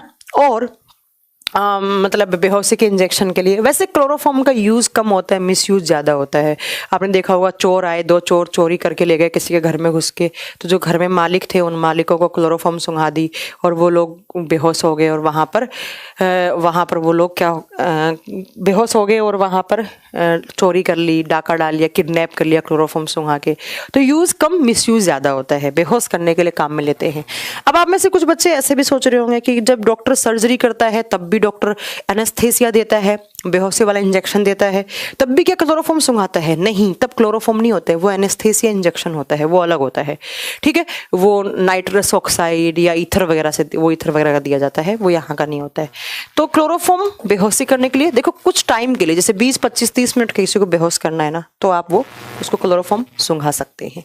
इससे ज्यादा नहीं, इससे ज्यादा इंसान उठ के बैठ जाएगा। अगर किसी को ऑपरेशन करने से पहले आपने क्लोरोफॉर्म सुंघाया, आधे घंटे के बाद तो बीच में उठ जाएगा ऑपरेशन थिएटर में। ठीक है, वो N2 होता है, नाइट्रस ऑक्साइड या ईथर वगैरह मिला के दिया जाता है। चलो नेक्स्ट, आप देखो, आपने अगर कभी केमिस्ट्री की लैब में गए हो तो आपने देखा होगा, नहीं देखा होगा तो मैं आपको बता दूं, जो क्लोरोफॉर्म होती है ना, उसको डार्क ब्राउन कलर की बोतल में रखा जाता है। डार्क ब्राउन का मतलब है गाढ़ा भूरा, मतलब बहुत ही ज्यादा गाढ़ा भूरा, और प्लस इसको कपड़े से बांध के रखा जाता है। हमारी केमिस्ट्री के लैब में ये कपड़े से बंधी हुई रहती थी, हमेशा इसके ऊपर ना कपड़ा बंधा हुआ होता था एक। कभी भी क्लोरोफॉर्म की बोतल को आधा खाली नहीं रखा जाता है, हमेशा वो पूरी कंप्लीट फिल होनी चाहिए, उसके अंदर सरफेस नहीं होना चाहिए, बिल्कुल भी सरफेस एरिया नहीं होना चाहिए बोतल के अंदर। तो बहुत बार कॉम्पिटिशन एग्जाम में क्वेश्चन आता है कि भाई क्लोरोफॉर्म को गहरे भूरे रंग की बोतल में और कपड़े से बांध कर क्यों रखा जाता है? अगर डार्क ब्राउन कलर की जगह कोई और कलर ले लिया, या फिर मैं बताऊं आपको कपड़े से नहीं बांध के रखा, तो क्या हो जाता है? तो देखिए, जैसे ही आपने क्लोरोफॉर्म को आपने खुला छोड़ा, खुला छोड़ने का मतलब है उसे क्या मिला? उसे ऑक्सीजन मिला। तो अगर आपने क्लोरोफॉर्म को ऑक्सीजन दे दिया तो वो एक टॉक्सिक गैस में कन्वर्ट हो जाता है, जिसका फॉर्मूला होता है COCl2 प्लस यहाँ से HCl एसिड बनने लग जाता है। और ये जो COCl2 होता है ना बच्चों, इसको कहा जाता है फोस्जीन गैस। इसको कहा जाता है फोस्जीन गैस, इसका नाम होता है फोस्जीन। जो आपकी और ये फोर्जिन बहुत टॉक्सिक होती है, इतनी जहरीली होती है, अगर आपने किसी को 2 मिनट सूंघा दी ना, इंसान मर जाएगा, उसका गले वाला विंड पाइप फट जाएगा, इंसान मर जाएगा। ठीक है, तो अगर आपने इसको डार्क ब्राउन कलर की बोतल में नहीं रखा तो सनलाइट मिल जाएगी, इसको कपड़े से नहीं बांधा तो एयर हवा मिल जाएगी, और हवा में क्या होता है, हवा में ऑक्सीजन होता है। तो आप याद रखिएगा कि अगर क्लोरोफॉर्म को सनलाइट, सूर्य का प्रकाश और ऑक्सीजन दे दिया तो क्लोरोफॉर्म एक जहरीली गैस में कन्वर्ट हो जाता है। और कौन सी जहरीली गैस आप बताएंगे? वो फोर्जिन नाम की जहरीली गैस है, और वो फोर्जिन बहुत जहरीली होती है, इसको सूंघाओगे तो इंसान के फेफड़े वेफड़े ब्लास्ट कर जाएंगे, वो मर जाता है इंसान। जैसे आपने सुना होगा हिटलर इतना खड़ूस था, वो लोगों को ना एक गैस का चैम्बर बना के लोगों को उसके अंदर घुसाड़ देता था, और वो लोगों को गैस सूंघा के मार देता था। तो वो हिटलर यही यूज करता था, फोर्जिन गैस ही, है ना। हाँ, हिटलर जो गैस का चैम्बर बनाता था ना, उसमें भी यही होता था। तो याद रखिएगा कि अगर क्लोरोफॉर्म को अगर आपने सनलाइट और ऑक्सीजन की प्रेजेंस में रखा तो वो फोर्जिन गैस में कन्वर्ट हो जाता है। देखो, एक होता है फोस्फीन, आगे पढ़ाऊंगी मैं आपको। ये फोस्फीन अलग है बच्चों, ये फोस्जीन है, कभी कंफ्यूज नहीं होना है। ये फोस्जीन है COCl2।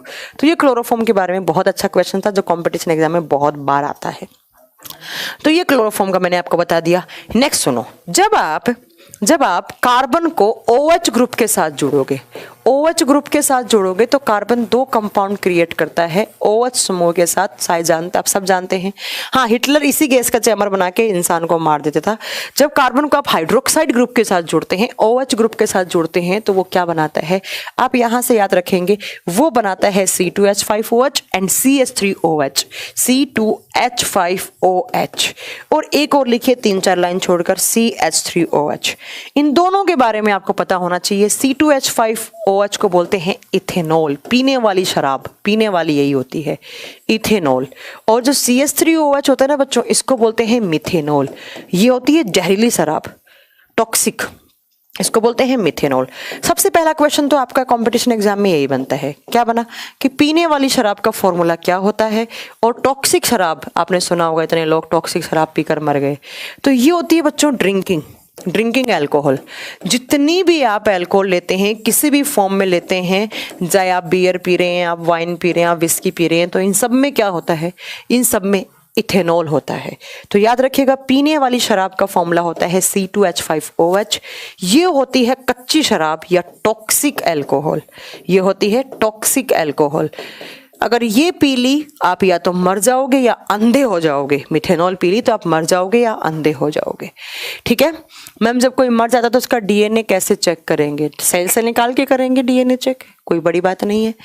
ठीक है, तो आप बताएंगे कि C2H5 जो OH होता है बच्चों, वो पीने वाली शराब होती है, और इसको कहा जाता है स्प्रिट। आपने देखा होगा बहुत बार स्प्रिट यूज में ले आता है, कभी एग्जाम में क्वेश्चन आता है कि कौन सी शराब को स्प्रिट कहा जाता है। केमिस्ट्री की लैब में स्प्रिट से हम हाथ वाथ धोते थे, है ना। तो स्प्रिट किसको कहा जाता है? आप बताएंगे कौन सी को?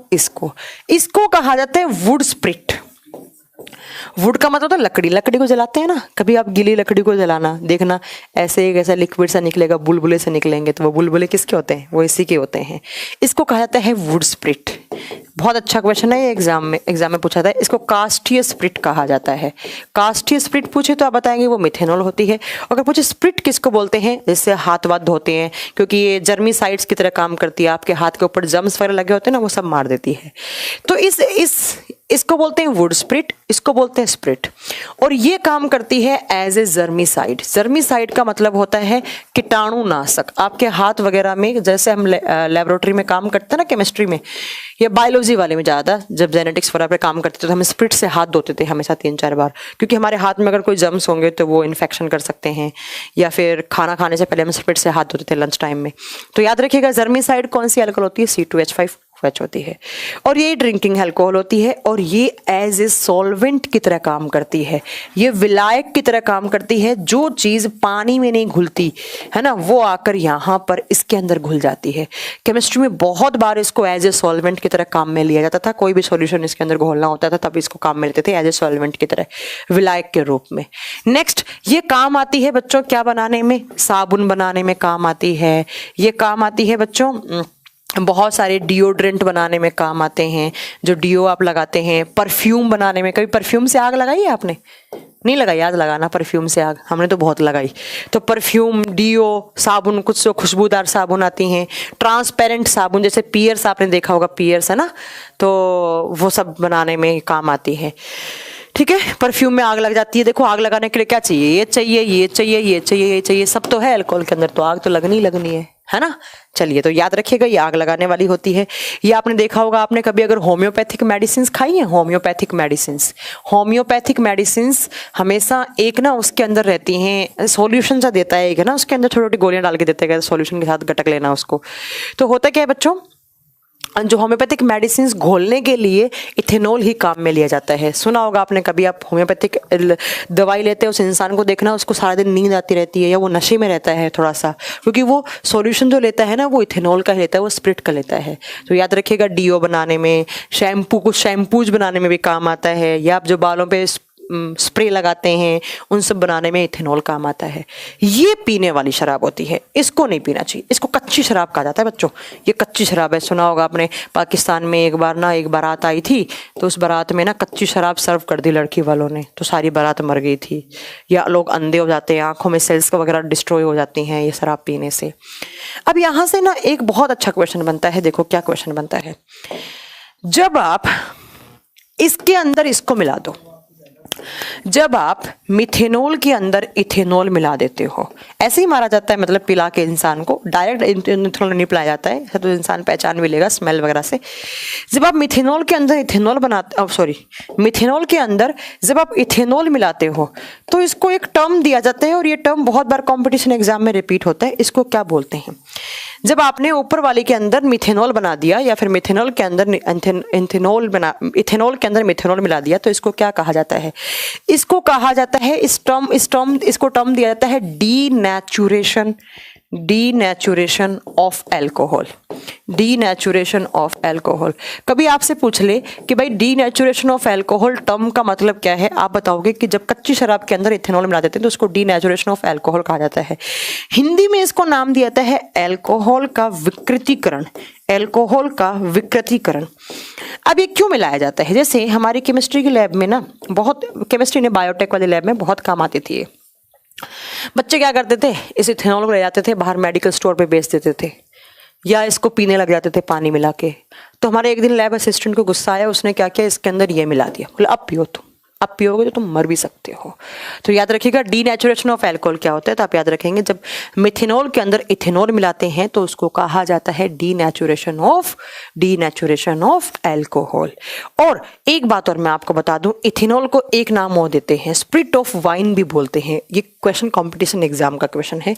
देखो कभी आपसे क्वेश्चन पूछे कि स्पिरिट ऑफ वाइन किसको कहा जाता है, स्पिरिट ऑफ वाइन, तो आप बताएंगे वो किसको कहा जाता है। बहुत सारे बच्चे कंफ्यूज होते हैं यहाँ पे। देखो वाइन किससे बनती है? अल्कोहल कौन सी? पीने वाली कौन सी होती है? तो इथेनॉल। तो याद रखिएगा कि इथेनॉल को क्या कहा जाता है? स्पिरिट ऑफ वाइन का नाम भी दिया जाता है। और इसके अलावा मैं आपको एक बात और बता दूं। अच्छा मैम मर क्यों जाता है? एक बच्चा पूछ रहा है कि मैम अगर ये पी लेगा तो क्या हो जाएगा।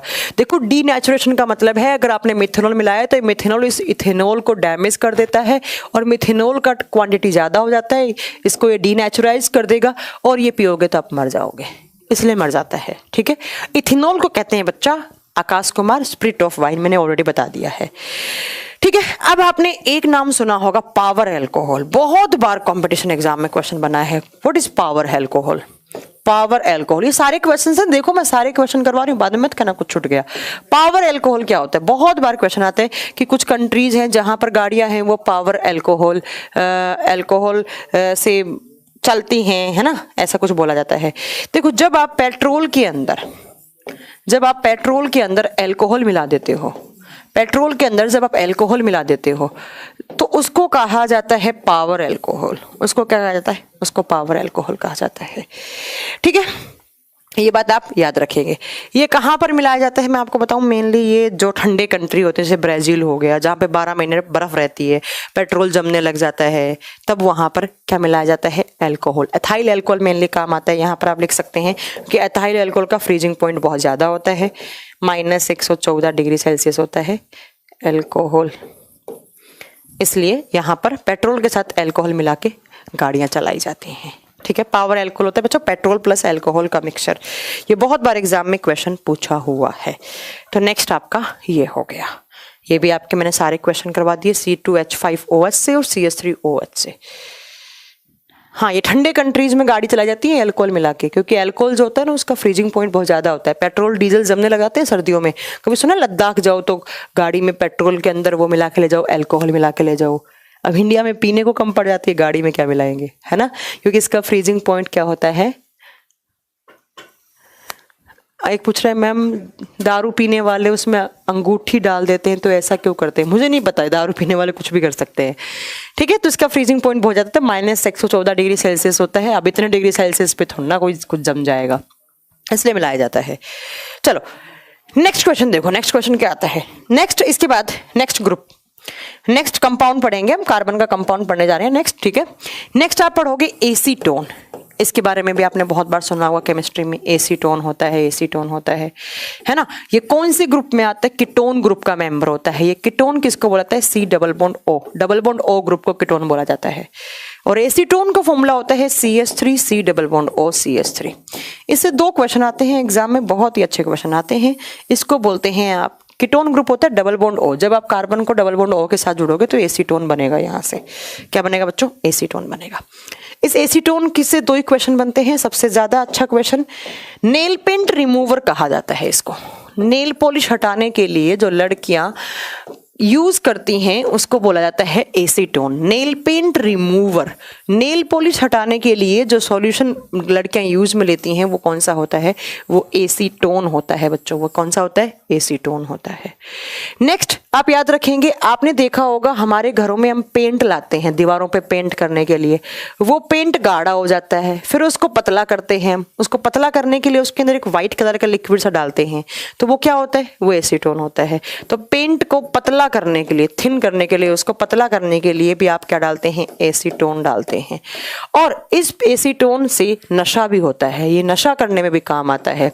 जैसे ये हमारे ब्लैक मार्कर, जो ब्लैक व्हाइट बोर्ड के मार्कर होते हैं ना, है ना, तो उसके अंदर क्या होता है, उसके अंदर नशा होता है। तो वो नशा किसकी प्रेजेंस से होता है, एसीटोन की प्रेजेंस से होता है। कुछ लोगों को पेंट की स्मेल अच्छी लगती है, पेंट की स्मेल, नए नए घर में जब पेंट होता है तो उसकी स्मेल लेते रहते हैं, तो वो पेंट की स्मेल नहीं होती थी बच्चों, एक्चुअली वो किसकी होती है, एसीटोन की होती है। और दिल्ली में तो ये बहुत फेमस है, 5 रुपए 10 रुपए में पुड़िया आती है एक, और पुड़िया हाथ पर डाल लो, सारे दिन ऐसे सूंघते रहते हैं।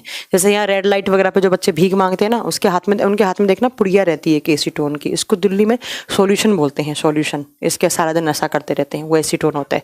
ज्यादा नशा करने से, ज्यादा देर तक सूंघने से इंसान बेहोश भी हो सकता है इसको। तो ये बहुत बार एग्जाम में क्वेश्चन आता है, नेल पॉलिश हटाने के लिए कौन सा कंपाउंड, तो आप बताएंगे एसीटोन। कौन से ग्रुप का, C double O double bond O, ketone group का मेंबर। नेक्स्ट सुनो, नेक्स्ट आप ग्रुप के साथ, जब नेक्स्ट आप कार्बन को CHO ग्रुप के साथ जोड़ेंगे तो यहां पर बनता है फॉर्मेल्डिहाइड। नेक्स्ट लिखोगे आप फॉर्मेल्डिहाइड। ये कार्बन के कंपाउंड चल रहे हैं, फॉर्मेल्डिहाइड कंपाउंड, हिंदी में सेम नाम है फॉर्मेल्डिहाइड, फॉर्मेल्डिहाइड, ठीक है। इसका फॉर्मूला होता है HCHO, HCHO। एक ही क्वेश्चन बनता है, बहुत अच्छा क्वेश्चन बनता है। आप कभी बायोलॉजी लैब में गए हैं? बायोलॉजी लैब में, बायोलॉजी वाली प्रयोगशाला में आपने देखा होगा एक बीकर के अंदर एक, मैम पेंट में थिनर क्यों डालते हैं, पेंट जब गाढ़ा हो जाता है ना, गाढ़ा, उसको पतला करने के लिए थिनर डालते हैं बच्चों, ठीक है, उसको थिनर ही बोलते हैं। हाँ, एसीटोन को थिनर भी बोलते हैं, बिल्कुल सही बोला आपने। देखो एसीटोन का ही दूसरा नाम होता है थिनर, याद रखिएगा, ठीक है। चलिए देखिए मैं क्या बता रही थी, कभी आप बायोलॉजी वाली लैब में गए तो आपने देखा होगा बायोलॉजी वाली लैब में एक बीकर है या एक बोतल है, उस बोतल के अंदर एक सांप, एक छिपकली, एक मेंढक को मार के रख रखा है और एक सॉल्यूशन डाल रखा है, और वो सॉल्यूशन बहुत सालों से, 15-20 साल से आप देख रहे हैं, 15-20 साल तो आप स्कूल में नहीं रहते थे, स्कूल में 12 साल ही रह सकते हैं, तो उसके अंदर आपने देखा कि बहुत सालों से ही उसके अंदर क्या होता है, एक सांप को मार के डाल रखा है ना, उस सांप सड़ता है ना गलता है, एज इट इज पड़ा रहता है। तो एग्जाम में बहुत बार क्वेश्चन आता है कि बायोलॉजी लैब में वो कौन सा सॉल्यूशन है जिसके अंदर वो जो जानवर होते हैं उनकी डेड बॉडीज को रखा जाता है, तो वो क्या होता है, ध्यान से सुनो, 40% of aqueous solution, 40% of aqueous solution, 40% aqueous solution, of नहीं लगेगा, 40% aqueous solution of formaldehyde is known as formalin solution. क्या मतलब हो गया इसका? जब आप फॉर्मेल्डिहाइड के अंदर 40% पानी डाल दोगे, है ना, तो वो एक सॉल्यूशन बनाएगा, उसको बोलते हैं फॉर्मेलिन. हिंदी मीडियम वाले लिखेंगे 40% जलीय विलयन किसका? फॉर्मेल्डिहाइड का. 40% जलीय विलयन किसका? फॉर्मेल्डिहाइड का. फॉर्मेल्डिहाइड का 40% जलीय विलयन क्या कहलाता है? आप बताएंगे फॉर्मेलिन सॉल्यूशन, फॉर्मेलिन विलयन कहलाता है. बहुत बार एग्जाम में क्वेश्चन आता है और यही फॉर्मेलिन सॉल्यूशन काम आता है बायोलॉजी लैब में डेड बॉडीज को प्रिजर्व करके रखने में, जैसे मेंढक का, मछली का, कॉकरोच का, इन सबको मार के रख रखा है. ठीक है, तो आप याद रखिएगा कि ये सड़ने गलने नहीं देता. कंपटीशन एग्जाम में क्वेश्चन बनता है कि बायोलॉजी लैब में जो सांप हो गया, मछली हो गया, उनकी डेड बॉडीज को सुरक्षित रखने के लिए कौन सा सॉल्यूशन काम में आता है? आप बताएंगे वो फॉर्मेलिन सॉल्यूशन होता है. फॉर्मेलिन सॉल्यूशन कौन से ग्रुप से बनाया जाता है? आप बताएंगे फॉर्मेल्डिहाइड. फॉर्मेल्डिहाइड के 40% एक्वा सॉल्यूशन को क्या बोलते हैं? आप फॉर्मेलिन सॉल्यूशन कहते हैं. एक ही क्वेश्चन बनता है, ये एग्जाम में पूछा जाता है. यहां से फॉर्मेल्डिहाइड से फॉर्मेलिन सॉल्यूशन बनाते हैं, ये आप याद रखिएगा और बायोलॉजी लैब में इसको काम में लिया जाता है. ठीक है, नेक्स्ट क्वेश्चन सुनो. नेक्स्ट, जब आप कार्बन को F के साथ जोड़ा, फ्लोरीन के साथ जोड़ा, कौन सा कंपाउंड बना? CFC. और CFC की फुल फॉर्म तो मैं बता चुकी हूं आपको, क्लोरोफ्लोरोकार्बन. क्लोरोफ्लोरोकार्बन. जब आपने कार्बन को F फ्लोरीन के साथ जोड़ा तो CFC एक कंपाउंड बना. भाई कंपाउंड का मतलब क्या है? कार्बन किसी अदर एलिमेंट के साथ जुड़ा, कार्बन फ्लोरीन अदर हो गया, क्या बन गया? क्लोरोफ्लोरोकार्बन बन गया. और इसी क्लोरोफ्लोरोकार्बन के मैंने दो नाम बताए हैं. इसी को पहले कहा जाता था फ्रियोन, इसी का नाम था फ्रियोन. इसी को कहा जाता है AC गैस, बट अब इसको क्या कर दिया गया? इस पे प्रतिबंध लगा दिया गया, बैन कर दिया गया. बैन करने का कारण क्या था? ये क्या कर रहा था? ये ओजोन लेयर डेप्लीशन कर रहा था, ओजोन लेयर को क्षय पहुंचा रहा था CFC. ठीक है मैम, डेड बॉडी क्यों रखते हैं? क्योंकि उनके बॉडीज पे एक्सपेरिमेंट करने होते हैं, इसलिए रखा जाता है बच्चों. ठीक है, तो ओजोन लेयर डेप्लीशन कर रहा था, इसलिए इसको कर दिया बैन. पहले हमारी AC वगैरह में भरा जाता था, इसको बैन करने का कारण था कि ओजोन लेयर को नुकसान पहुंचा रहा था. अब आपसे क्वेश्चन, क्या काम करता था ये? ठंडा रखने का. और ठंडा रखने वाले केमिकल्स क्या कहलाते हैं? रेफ्रिजरेंट कंपाउंड्स कहलाते हैं. वो रेफ्रिजरेंट AC में, फ्रिज में जो कंपाउंड्स होते हैं ना ठंडा रखने के लिए, ठीक है, इसको बोलते हैं प्रेषितक. अब इसको काम में नहीं लेते, तो क्वेश्चन बन सकता है कि भाई CFC को बैन किया तो उसकी जगह क्या, कौन से अदर कंपाउंड्स काम में आते हैं? आप बताएंगे जब CFC को बैन किया तो HFC आ गया. HFC का फुल फॉर्म होता है हाइड्रोफ्लोरोकार्बन. ये इको फ्रेंडली है.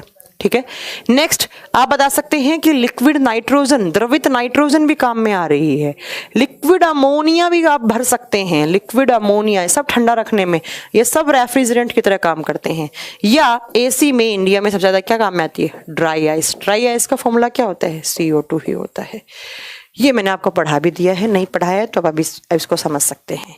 तो CFC कंपाउंड बनाया कार्बन ने, तो कार्बन ने CFC बनाया, तो आप समझ सकते हैं कि CFC कहाँ पर काम आती थी, कि अब CFC को बैन कर दिया गया क्योंकि ओजोन लेयर डेप्लीशन कर रहा था. ये बात भी आपको कार्बन के कंपाउंड की याद रखनी है. अब बच्चों मैं आपको 3 चीजें बताना चाहती हूं. Alkane, alkene, alkyne. कभी कभी यहां से क्वेश्चन आते हैं कार्बन से. Alkane, alkene and alkyne. बहुत सारे बच्चे इनमें कंफ्यूज रहते हैं. मैं ये तीनों चीज आपको क्लियर कर देती हूँ जो एग्जाम में पूछी जाती हैं. Alkane, alkene and alkyne. Hindi में सेम नाम है, लिख सकते हो आप एल्काइन, इसको लिख सकते हो एल्केन, इसको लिख सकते हो अच्छा एल्कीन होगा बच्चों, ये की होगा, बड़ा की, ये होगा एल्केन. क्या डिफरेंस होता है इनमें? कोई बता सकता है मुझे इनमें क्या डिफरेंस होता है? नीलेंद्र कह रहे हैं एक क्वेश्चन बता देना. बिल्कुल बता दूंगी मैं. बताओ क्या डिफरेंस होता है इनमें? पढ़े ना कभी कभी ना, तो पढ़े होंगे ये। देखो, जब कार्बन कार्बन के बीच में एक बॉन्ड हो, सिंगल बॉन्ड हो, तो वो कहलाता है एल्केन। जब कार्बन कार्बन के बीच में 2 बॉन्ड हो तो वो एल्कीन। जब कार्बन कार्बन के बीच में 3 बॉन्ड हो तो वो एल्काइन कहलाता है। कुछ समझ में आया? जब कार्बन कार्बन के बीच में सिंगल बंद हो एल्केन, जब कार्बन कार्बन के बीच में डबल बंद हो एल्कीन, ट्रिपल हो एल्काइन कहलाता है। पहला एग्जाम्पल तो ये होता है। ठीक है, नेक्स्ट क्वेश्चन, इनके कुछ कॉमन नेम होते हैं, वही कंपटीशन एग्जाम में पूछे जाते हैं कि what is the common name of alkene, alkyne and alkane. Hindi में बोलते हैं साधारण नाम। इनके कुछ साधारण नाम होते हैं जो एग्जाम में पूछ लिए जाते हैं। जैसे मैं सबसे पहले अगर बात करती हूँ किसकी, सबसे पहले हमने क्या लिखा है? एल्केन लिखा है। तो एल्केन को क्या कहा जाता है? इसको कहा जाता है पैराफिन। बहुत बार आपने सुना होगा नाम, पैराफिन वैक्स आती है। ये पैराफिन, इसका कॉमन नेम होता है बच्चों पैराफिन। और ये पैराफिन वैक्स कहाँ काम आती है? कान, जब आपके कान के अंदर कीड़ा लग जाता है, कान के अंदर कोई चींटी वींटी चली जाती है, तब आप कान में डालने वाली जो दवाइयाँ होती हैं ना, उसमें पैराफिन होती है। कान में जो दवाई डाली जाती है ना, उसमें उसके अंदर क्या होता है? पैराफिन। या ये वैक्स बनाने में काम आती है, ये लुब्रिकेंट्स बनाने में भी काम आती हैं। अब लुब्रिकेंट आपने पढ़ा होगा फिजिक्स में, है ना? स्नेहक, बड़ी बड़ी मशीनरीज में जो काम आते हैं, स्नेहक बनाने में भी ये काम में आती है। तो आपसे देखो एग्जाम में कैसे क्वेश्चन पूछेगा, आपसे पूछेगा कि एल्केन का कॉमन नेम क्या होता है? आप बताएंगे पैराफिन। कौन सा कार्बन कार्बन का कंपाउंड जो है जो वैक्स बनाने में काम होता है? आप बताएंगे एल्केन। तीसरा, लुब्रिकेंट्स बनाने में कौन सा? एल्केन। तीनों क्वेश्चंस आपसे एग्जाम में पूछे जा सकते हैं, याद रखिएगा। ठीक है, नेक्स्ट आपको मैं एक बात बताऊं कि जो एल्कीन होता है वो कहाँ काम आता है? ये ऑयली लिक्विड, इसका जो नाम होता है ना कॉमन, इसको ऑयली लिक्विड कहा जाता है। हिंदी में बोलते हैं तेलीय द्रव, इसको कहते हैं तेलीय द्रव। तेलीय द्रव, इसका जो कॉमन नेम होता है उसको ऑयली लिक्विड कहा जाता है। मैम जी नींद आने लग गई है, good night. Okay Neeraj Kumar, आप सो जाइए अगर दिन में नहीं सोए हैं तो। इसको क्या कहते हैं? इसका कॉमन नेम होता है, मैंने अभी पढ़ाया ना, एसीटिलीन। वो होता है इसका कॉमन नेम, किसका? एल्काइन का, एसीटिलीन। ठीक है, अब सुनो, अब क्वेश्चन आता है, एसिटिलीन मैंने बताया है कहाँ काम आता है? वेल्डिंग करने में। इसको वेल्डिंग गैस का नाम दिया जाता है, अभी तो पढ़ा थोड़ी देर पहले एसिटिलीन का। तो याद रखिएगा, आपसे कोई पूछ ले कॉमन नेम एसिटिलीन कौन से कार्बन कार्बन का होता है? 3 बॉन्ड वाले का, जिसका नाम क्या होता है? एल्काइन नाम होता है। बहुत बार एग्जाम में क्वेश्चन आते हैं, एल्काइन बोलते हैं। ठीक है, अब याद रखिएगा, मैंने आपको याद होगा फैट वाली क्लास पढ़ाई थी कि जहां कार्बन कार्बन सिंगल बॉन्ड होता है उसको क्या कहा जाता है? उसको सैचुरेटेड कहा जाता है। याद है आपको? संतृप्त कहा जाता है। तो इसमें क्या है? सिंगल बॉन्ड है। कार्बन कार्बन के बीच में क्या है बच्चों? सिंगल बॉन्ड होता है, उसको क्या बोलते हैं? उसको सैचुरेटेड कार्बन बोलते हैं। तो आप ये याद रखिएगा, ये संतृप्त कार्बन कहलाता है। कौन सा? सिर्फ एल्केन, इसको संतृप्त कार्बन कहा जाता है। जबकि मैंने बताया था कार्बन कार्बन के बीच में या तो डबल बॉन्ड हो या ट्रिपल बॉन्ड हो तो वो क्या कहलाते हैं? वो अनसैचुरेटेड कार्बन कहलाते हैं। अनसैचुरेटेड, अगर याद हो तो आप लोग फैट वाली क्लास याद करो, लिपिड्स वाली। अनसैचुरेटेड कार्बन कहलाते हैं। तो एग्जाम में कभी आपसे पूछ ले क्वेश्चन कि भाई संतृप्त कार्बन का एग्जाम्पल क्या है? आप बताएंगे एल्केन। असंतृप्त का मतलब क्या? कितने बॉन्ड? या तो 2 हो या क्या हो बच्चों? 3 हो। तो अनसैचुरेटेड का कौन सा हो गया? एल्कीन हो गया एंड एल्काइन हो गया। अब इतनी बात जानने के बाद मैं आपको एक बात और बताती हूं, यहां से क्या क्वेश्चन बनता है। बहुत अच्छा क्वेश्चन बनता है। आपने देखा होगा हमारी किचन में कुछ बर्तन होते हैं, है ना? कुछ बर्तन होते हैं, वो बर्तन काले पड़ जाते हैं। वो बर्तन काले पड़ जाते हैं। किचन में कुछ बर्तन होते हैं ना, जो उनके नीचे आपने देखा होगा, चूल्हे पर हम वो बनाते हैं, तवे पे रोटी वोटी बनाते हैं ना, तो उसके नीचे काली सी एक परत जम जाती है, काले पड़ जाते हैं। तो क्वेश्चन आता है कि कौन से कार्बन के जलने पर जो हमारे किचन में जो बर्तन होते हैं उनके नीचे काले कलर की लेयर बन जाती है। आप बताएंगे वो कौन से कार्बन जलते हैं तो काले कलर की लेयर बनती है? Unsaturated carbons. ठीक है, तो याद रखिएगा, जब अनसैचुरेटेड कार्बन जलते हैं तब हमारे घर में अनसैचुरेटेड कार्बन जलते हैं तब हमारे घरों में जो बर्तन हैं उसके नीचे की साइड एक काले रंग की परत जम जाती है। यही कंपटीशन एग्जाम में क्वेश्चन आता है। जब अनसैचुरेटेड कार्बन जलते हैं तो बर्तन काले पड़ जाते हैं। बर्तन के ऊपर किस कलर की लेयर? ब्लैक कलर की लेयर जम जाती है। और अनसैचुरेटेड का मतलब क्या हो गया? एग्जाम्पल क्या दे सकते हैं? Alkene and alkyne, alkene and alkyne. Good evening Rakesh Kumar, ठीक है, एल्केन एंड एल्काइन।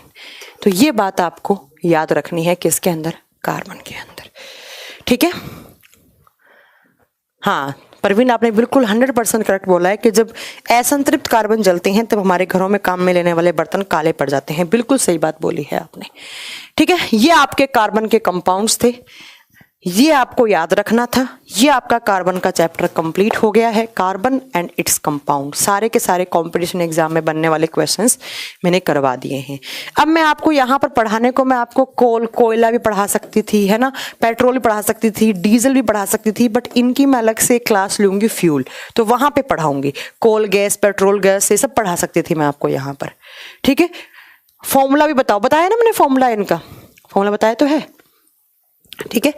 अच्छा मैम, इनमें से कौन सा बड़ा होता है? बड़ा मतलब मैं समझी नहीं, इन तीनों में से कौन सा बड़ा होता है? आप किसकी बात कर रहे हैं? बड़ा मतलब इनके बॉन्ड की बात कर रहे हैं कि इनका कौन सा बॉन्ड बड़ा होगा? देखो अगर आप बॉन्ड बड़ा होने की बात कर रहे हैं तो बच्चों मैं बता दूं यहाँ पर कि अगर बॉन्ड जो सबसे बड़ा होता है वो सिंगल बॉन्ड होता है, याद रखिएगा।